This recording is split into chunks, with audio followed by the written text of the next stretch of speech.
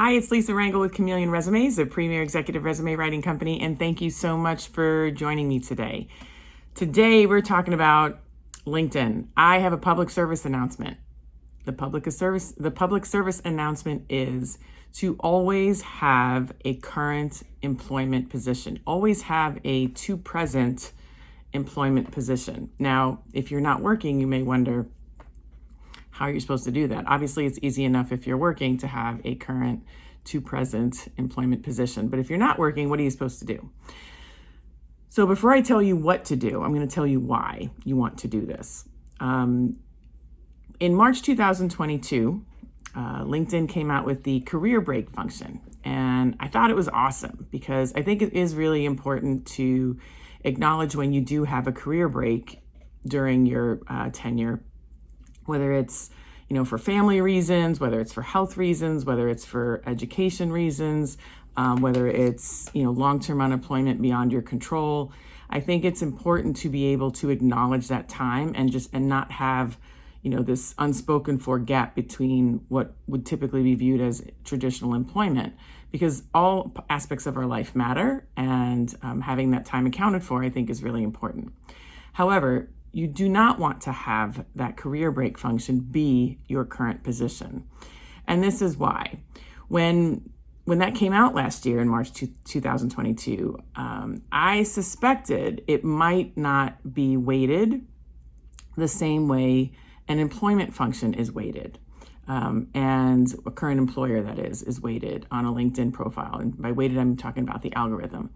And Kevin Turner, you can look him up here on LinkedIn, Kevin D. Turner. He's awesome. He's a fantastic LinkedIn expert. He validated my suspicion that the career break function was not going to be treated equally as an employment function as a to present position. So what that means is if you have your current role being a career break, your LinkedIn profile is not weighted as heavily as someone with a current position that's an employment function, a current job. So your profile in theory will rank lower than someone with a current job. It's technically a built-in unemployment bias, in my opinion. It doesn't seem to be changing anytime soon, and we can probably have a whole nother video and thread and post about, the wrong about that, in my opinion. But that's not what we're here to do today. The goal here is to accept it for what it is and then come up with a solution. So this way your profile, if you're not working especially, can rank equally as someone who is currently working. So the way to do that is to make your current position an employment position, even though you're not working, and use all the fields to describe what you're currently looking for in your next job, and what you've been doing during this time that you haven't been in a traditional employment function. So, so you might, for the title, you might put seeking, chief financial officer position, or targeting, director of marketing position. So this way your title for your employment section, accounting for your time off, is keyword optimized to the title that you want. And then do the same thing with your company section. There's two ways you can handle this. It depends on how far along you want to go, but most people tend to put in the industries that they're looking for. So you might put, automotive industry, financial industry, whatever it is that you're looking for in the company section, and put the industries that you're targeting. You can also set up your own company, so to speak, and put that name of your company in there, your consulting firm essentially, and then link your personal profile to that company page in the employment section, the way you would for a traditional employer. And then in the content below the title and the employer name, use those characters to describe what you're doing. Outline the networking events you're going to, the continuing education that you're participating in, professional associations you might belong to, volunteer efforts that you are a part of.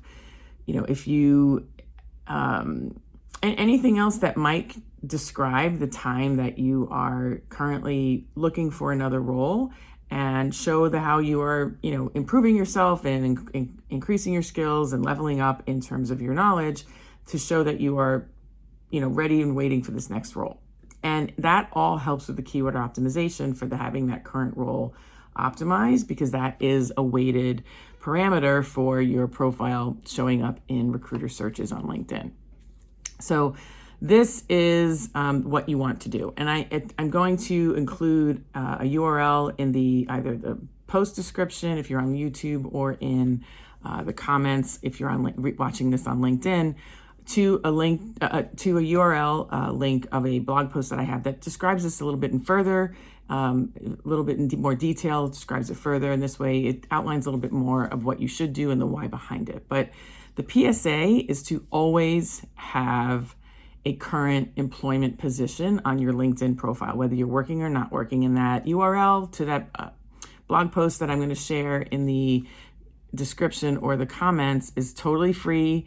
So we're not selling anything here. I really want you to help me spread this far and wide, because the motivation behind doing this video is over the last maybe 2-3 weeks, I've spoken to some friends that are not working and some other former colleagues, and they all were missing a current position. And I just don't think it is as common knowledge to do this as it should be. And I just want everyone to spread this, because it's really important that everyone has a current position on their LinkedIn profile, so their profile can rank, especially if they're job seeking, so their profile can rank equally, all things being equal, alongside others who have an employment position. Because frankly, if you're not working, it shouldn't be held against you. So help me spread the word. If you can share the video, I'd be very grateful. If you can forward it to anyone who might benefit from this information. Let's make sure that everyone gets a current employment position and does not use the career break function for that current position.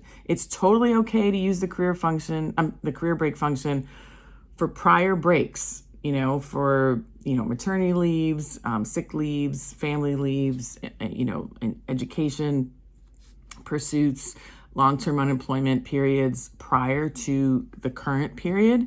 But if you're currently on a career break, use an employment function to create a to present position. And that's basically what I want to help spread the word on, because it will help everyone rank better. So if you like this video, I'm going to ask you to like it. If you know of someone who will benefit from this video, as I asked before, I'm going to ask you to share it. Feel free to comment below, or DM me any questions, or you can email me at lr@chameleonresumes.com. I do my best to reply to every email, DM, and comment. And if you haven't subscribed to the channel yet and you like what you hear today, then I'm going to ask you to subscribe to the channel so you do not miss next week's video. And I'm going to put that URL up here for the blog post. Again, everything on there is free. And if you'd like to sign up for my free newsletter that I put out every day, you'll see the opt-in there at the end of that blog post. So I hope this helps you, and let's continue to stay on this path together and help each other out. I hope you have a great day, and see you next week.